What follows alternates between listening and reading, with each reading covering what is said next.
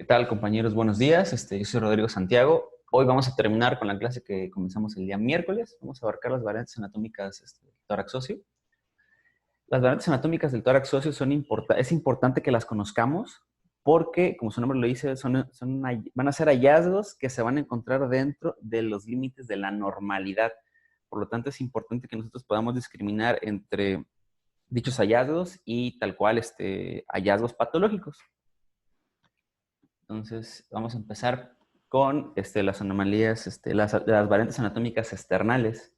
La primera que vamos a valorar es el pectus excavatum. El pectus excavatum va a ser la anomalía del esternón, la variante del esternón más común. Esta se va a caracterizar por una depresión esternal que condiciona una protrusión anterior de la parrilla costal. Estas características nos van a producir una reducción del espacio prevertebral, una reducción del espacio pulmonar izquierdo. ¿Por qué? Porque va a haber un desplazamiento y una rotación del corazón hacia la izquierda. Dichos hallazgos los podemos corroborar en este ejemplo que coloqué para esta variante. Esta es una radiografía de tórax en una proyección posterior anterior, en la cual podemos observar tejidos blandos sin evidencia de alteraciones, estructuras óseas sin evidencia de lesiones líticas ni blásticas, diafragma con adecuada elevación, ángulos costio y cardiofrénicos conservados. Ahora, hacia mediastino podemos observar un borramiento del borde cardíaco derecho, el cual se va a asociar a un desplazamiento hacia la izquierda del mismo. Y de igual manera, en parénquima pulmonar podemos observar un aumento de la densidad del pulmón derecho, aparentemente dependiente del lóbulo medio en segmento medial, resto sin alteraciones. Sin embargo, en este paciente se realiza una proyección lateral, podemos ver acá, es una proyección lateral derecha, en la cual ya podemos observar, podemos observar la presencia de una curvatura anormal hacia posterior del esternón, lo cual nos va a condicionar esta protrusión de los arcos costales anteriores. Dicho hallazgo va a condicionar de igual manera el borramiento de la silueta cardíaca y la reducción del espacio prevertebral. Estos hallazgos van a estar en relación a un paciente con pectus excavatum. Es importante recordar que esta anomalía puede estar asociada a anomalías cardíacas. Este va a ser el único caso en el que nos puede presentar ya una sintomatología tal cual. Para una valoración más específica del pectus excavatum podemos apoyarnos con este índice, que es el índice de Haller. El índice de Haller se va a obtener mediante la medición del diámetro transverso máximo del tórax, dividido entre el diámetro anteroposterior, pero en la porción más estrecha.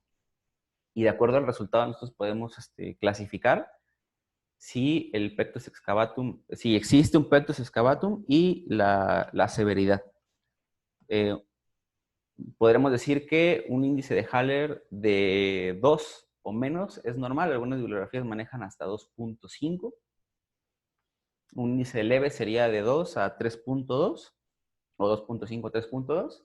Un moderado sería de 3.2 a 3.5. Usualmente a partir de estos empezamos a sospechar que tal vez el paciente pueda requerir alguna intervención quirúrgica para apoyarlo. Y un grado severo sería arriba de 3.5.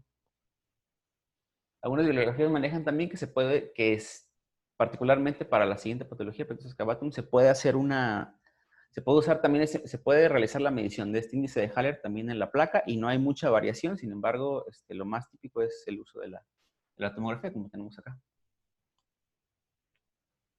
La siguiente variante anatómica que vamos a valorar va a ser el pectus carinatum. Pectus carinatum va a ser el espectro contrario al pectus excavatum, va a ser una protrusión hacia anterior del esternón, que va a tener un poquito más de asociaciones, por ejemplo, a escoliosis, asociaciones a cardiopatías congénitas, específicamente las cianógenas, y el pectus carinatum se puede dividir prácticamente en dos tipos.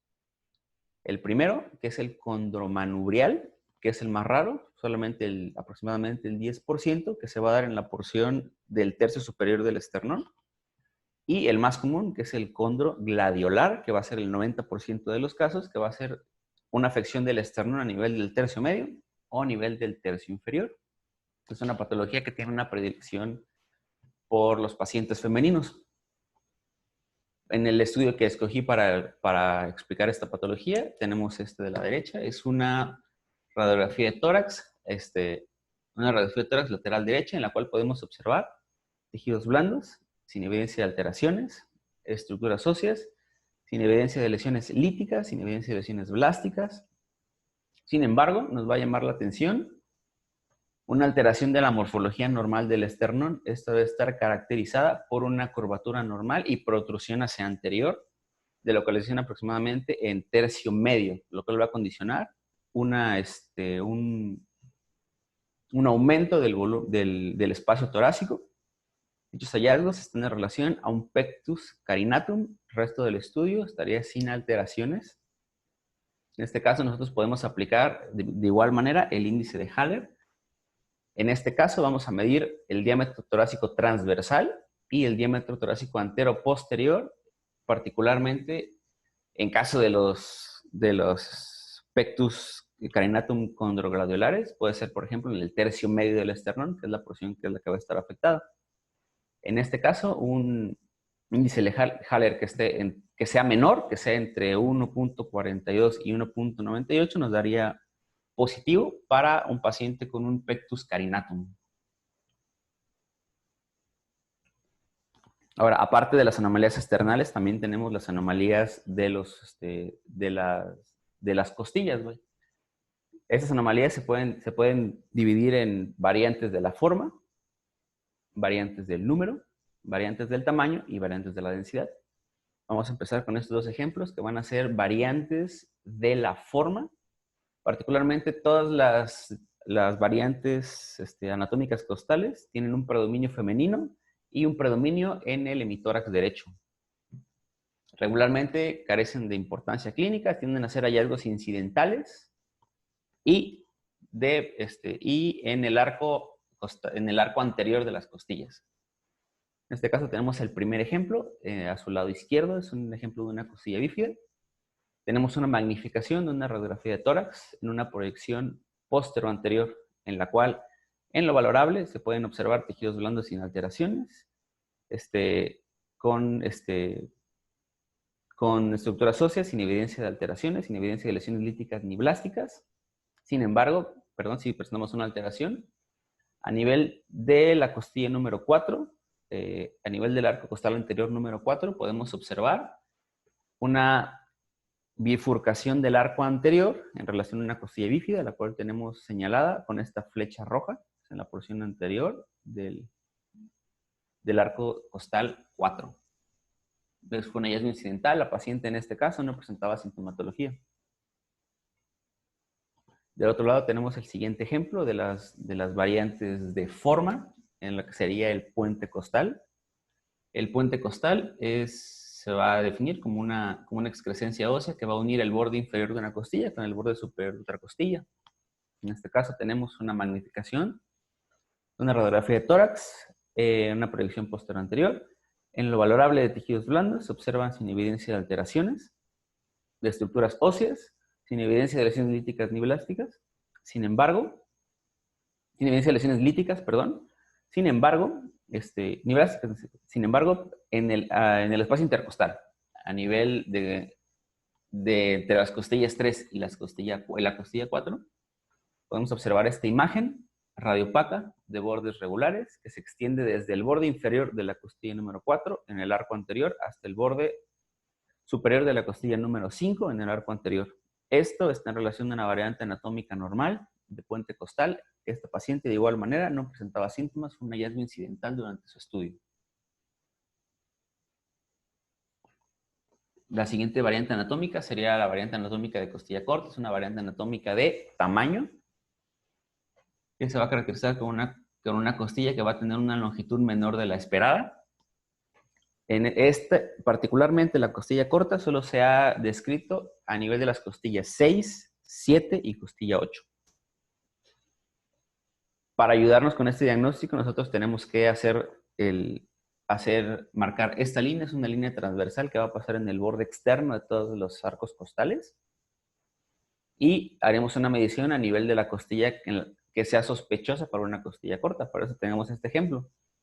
Es una magnificación de un estudio de radiografía de tórax, proyección posterior anterior, en el cual podemos observar un probable acortamiento del séptimo arco costal derecho, probable relación con una costilla corta. Entonces, para que nosotros podamos comprobar nuestro diagnóstico, realizamos un margen tangencial que va a cruzar por todos los bordes externos de las costillas y vamos a medir desde este margen tangencial hasta el borde externo de la costilla que estamos valorando. En caso de que la medida nos diera más de 4 milímetros, estaríamos ante una variante anatómica de una costilla corta. Es una variante anatómica de igual manera asintomática. Fue un hallazgo incidental en esta paciente.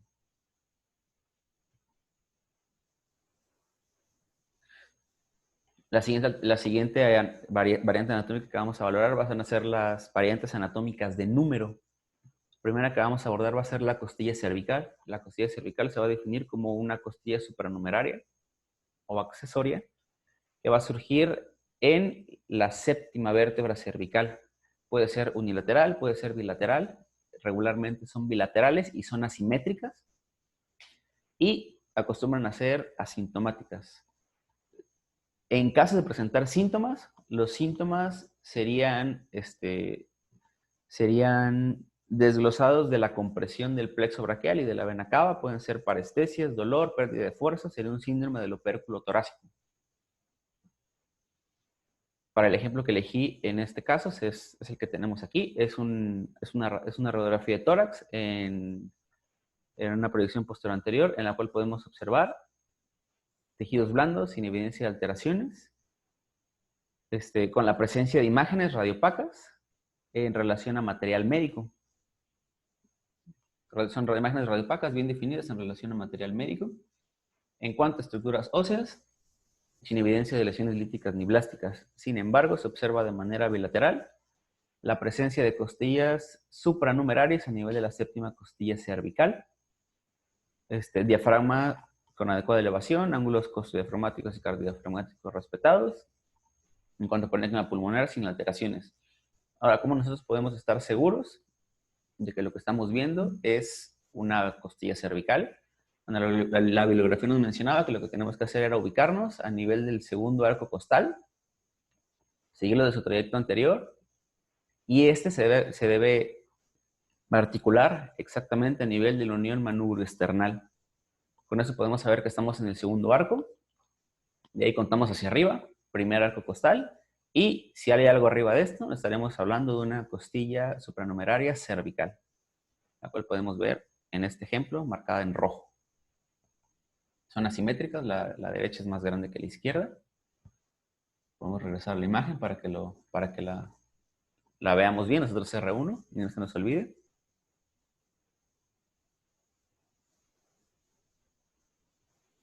La siguiente variante anatómica en número sería la costilla intratorácica. La costilla intratorácica va a ser, como su nombre lo dice, una costilla supranumeraria que va a estar dentro de la caja torácica.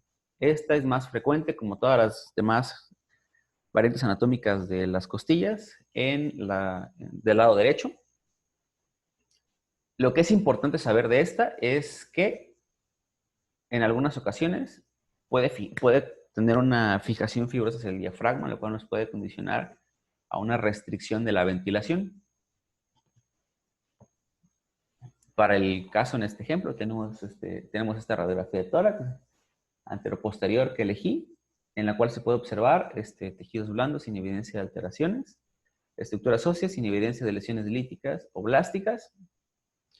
Sin embargo, podemos observar, en cuanto a mediastino, adyacente a la silueta cardíaca derecha, se puede observar esta imagen lineal, radiopaca, que estaría probablemente posterior al corazón, en relación a una costilla intratorácica. Dicho hallazgo se puede corroborar en esta reconstrucción 3D. El resto del estudio se encuentra sin alteraciones. Esta es una imagen típica de una costilla intratorácica supranumeraria.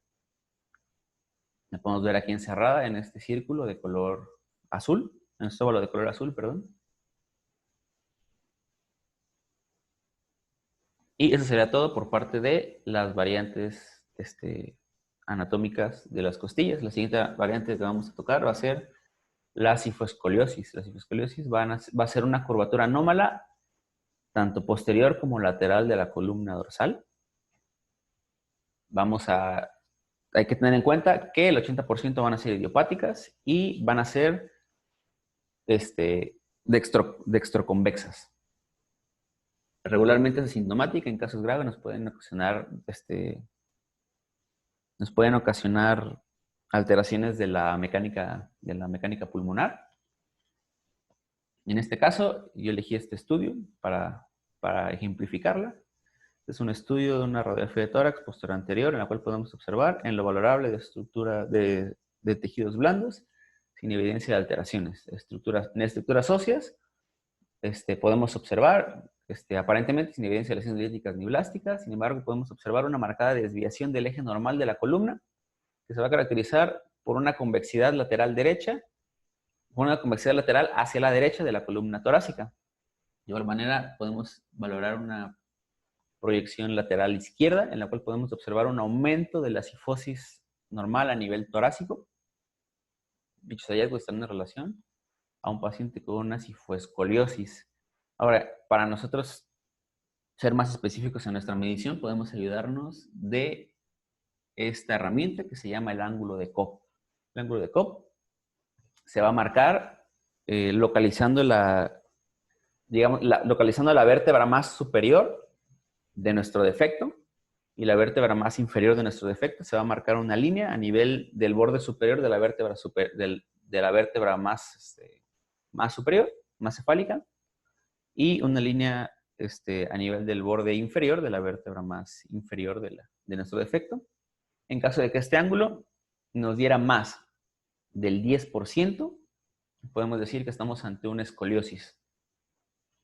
En casos en los que la cifoescoliosis no sea tan marcada, la bibliografía mencionaba que podíamos hacer unas líneas extras en un ángulo de 90 grados entre las líneas superiores e inferiores y medir el ángulo de cruce entre estas.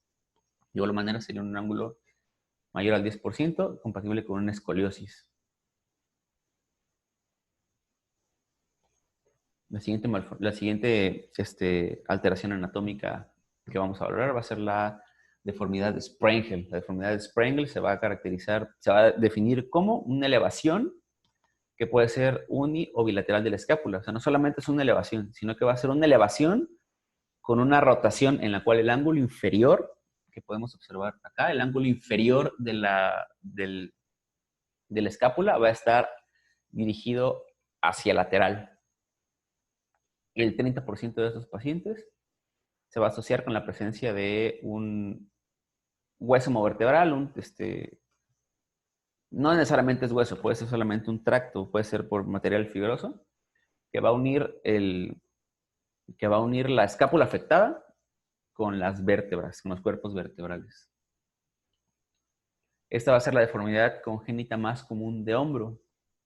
Para este caso, escogí este ejemplo, en el cual podemos observar una radiografía cervical en una proyección lateral, en la cual podemos observar tejidos blandos sin evidencia de alteraciones, tráquea con adecuada columna de aire, sin evidencia de compresiones extrínsecas e intrínsecas, y a nivel de las apófisis transversas en C5 hasta C7, podemos observar una imagen radiopaca irregular que podría sugerirnos a una conexión ósea entre la escápula y la columna vertebral. Esto estaría en probable relación a un hueso vertebral, a un paciente que pudiera tener una deformidad de Sprengel. Eso se comprueba en este estudio de reconstrucción en 3D. Podemos observar la alteración de la posición de las clavículas, de la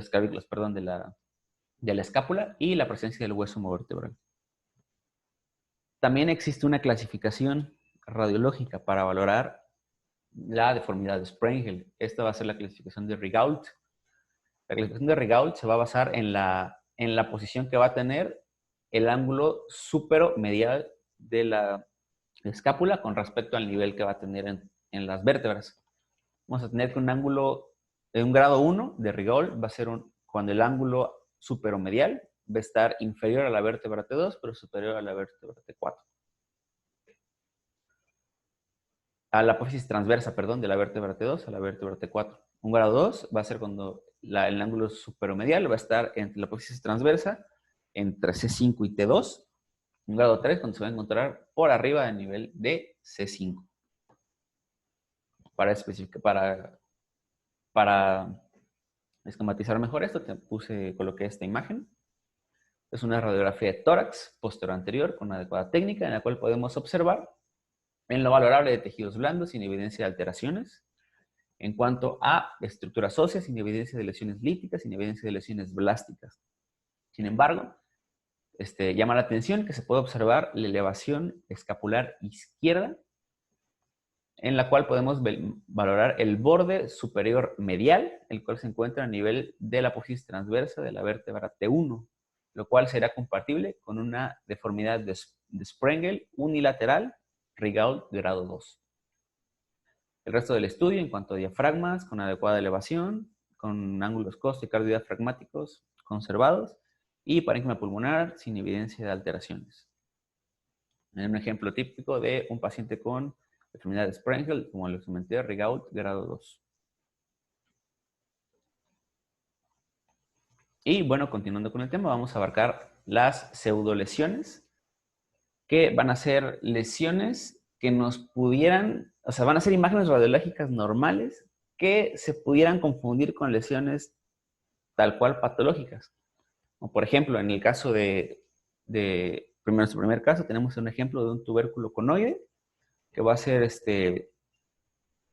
vamos a tener este ejemplo en este caso, es una magnificación, una radiografía de tórax en una proyección posterior-anterior, en la cual podemos observar a nivel del porción inferior del tercio distal de la clavícula derecha, imagen radiopaca, de bordes definidos, en probable relación a una variante anatómica de tubérculo conoide. Este va a surgir en la unión del ligamento coracoclavicular. Nos puede darle pues como que confundir con alguna lesión blástica ósea. A diferencia de esta variante anatómica de la fosa romboidea. La fosa romboidea, tenemos este ejemplo. Va a ser una radiografía de tórax en una proyección posterior anterior, en la cual podemos observar en lo valorable de tejidos blandos, sin evidencia de alteraciones, estructuras óseas, podemos observar que a nivel que en porción, digamos que en porción medial, en porción inferior, en extremo medial de la clavícula derecha, podemos observar una concavidad de morfología ovalada, o irregular más bien, perdón, concavidad de morfología irregular, en relación a una fosa romboidea en la zona en la que se van a insertar los ligamentos costoclaviculares. Nos puede confundir con una lesión blástica a nivel de la clavícula. Y la tercera pseudolesión que vamos a valorar va a ser la hipertrofia de la unión costochondral. Por eso tenemos este ejemplo. En este caso tenemos una magnificación de una radiografía de tórax, en la cual podemos observar a nivel del arco costal 5, derecho, una imagen radiopaca, la cual pudiera corresponder a una articulación condroesternal hipertrofiada. ¿Cuál es la importancia de esta variante? Que nos podría confundir con un nódulo pulmonar o con alguna lesión mediastínica si no somos cuidadosos en el estudio de esta radiografía. En este caso, de donde saqué la imagen, no tenían una proyección lateral. Sin embargo, es recomendable que se tome una proyección lateral para descartar que no sea tal cual un nódulo, tanto o pulmonar o una alteración mediastínica, una masa mediastínica. Y bueno, eso sería todo por parte de las variantes anatómicas del tórax óseo, que va a ser en complementación con la clase anterior que dimos del manual de Fleisner. Muchas gracias.